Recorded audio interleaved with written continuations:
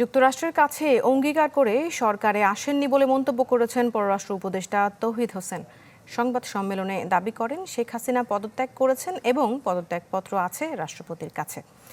আইন মন্ত্রণালয় বললে শেখ হাসিনাকে দেশে ফিরিয়ে আনার উদ্যোগ নেওয়া হবে বলেও জানান তিনি। আবারও পররাষ্ট্র মন্ত্রণালয়ে তৌহিদ হোসেন, নতুন দায়িত্ব অন্তর্বর্তীকালীন সরকারের পররাষ্ট্র উপদেষ্টা হিসাবে। যে সরকার দায়িত্ব নিয়েছে তাদের সংবাদ সম্মেলনে সূচনা বক্তব্যে জানান আগামীতে কোন কোন বিষয়কে গুরুত্ব দিয়ে কাজ করবেন তিনি। বলেন, কোটা আন্দোলনের সমর্থনে মিছিল করায় দুবাইতে আটক ৫৭ বাংলাদেশিকে ছাড়াতে শিগগিরই উদ্যোগ নেওয়া হবে। ইউএইতে আমাদের বেশ কিছু কর্মীকে ইনফ্যাক্ট শুধু আটক না, বিচার করে জেলও দেওয়া হয়েছে। তো এই বিষয়টা আমরা গভীরভাবে দেখছি, যেন তারা কিছুতেই সাফার না করেন সেটা চেষ্টা করা হচ্ছে। আমি আশা করছি যে আজকে কালকের মধ্যেই চিফ অ্যাডভাইজার সাহেব সম্মতি দিয়েছেন যে উনি নিজে কথা বলবেন তাদের ঊর্ধ্বতন কর্তৃপক্ষের সাথে, যাতে করে তারা এই সহায়তাটা পেতে পারেন। অন্ততপক্ষে তাদেরকে যেন মুক্তি দেওয়া হয় কোনো ধরনের কোনো শাস্তি ছাড়া। তারপরে বাকিটুকু হয়তো আমরা তাদেরকে সহায়তা দেওয়ার চেষ্টা করলাম, কিন্তু মানে উনি নিজে সর্বোচ্চ পর্যায়ে কথা বলবেন, চেষ্টা করবেন যাতে তাদেরকে শাস্তির সম্মুখীন হতে না হয়। তারা হয়তো স্থানীয় আইনে হয়তো ব্যত্যয় ঘটিয়েছে, তারা যে কারণে আমরা সেই দেশকে কিন্তু দোষারোপ করতে পারি না। তাদের যে আইন আছে সেই অনুযায়ী তারা কাজ করেছে, কিন্তু মানুষের যে তাদের যে একটা সেন্টিমেন্ট, যে কারণে তারা এটার পক্ষে এসেছে, তখন হয়তো তারা ওই আইন কানুনও ভুলে গেছিল হয়তো অনেকটা।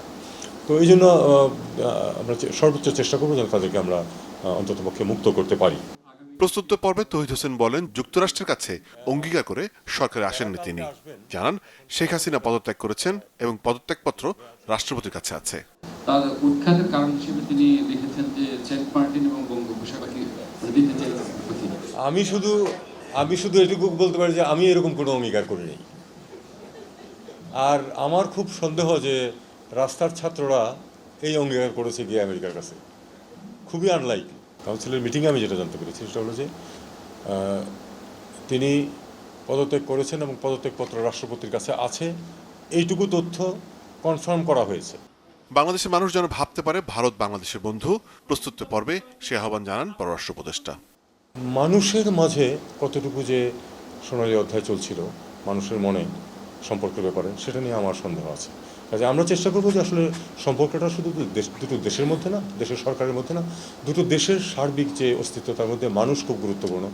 মানুষ যেন ভাবে যে ভারত আমাদের খুব ঘনিষ্ঠ বন্ধু, আমরা এটাই চাই। বাংলাদেশের মানুষ যেন ভাবে যে ভারত আমাদের অত্যন্ত ঘনিষ্ঠ বন্ধু, আমরা সেদিকেই সম্পর্কটা নিয়ে যেতে চাই। এবং আমরা চাইব যে ভারত আমাদেরকে সেটাতে সহায়তা করুক। জানান আন্দোলনের প্রতিটি মৃত্যুর বিচার করবে অন্তর্বর্তীকালীন সরকার, প্রয়োজনে জাতিসংঘের সহযোগিতা নেওয়া হবে বলেও জানান তৌহিদ হোসেন। সরকার অত্যন্ত সিনসিয়ার এই পারপেট্রেটরদের খুঁজে বের করা এবং তাদেরকে শাস্তি দেওয়া। মোর্শেদ হাসিব, চ্যানেল 24, ঢাকা।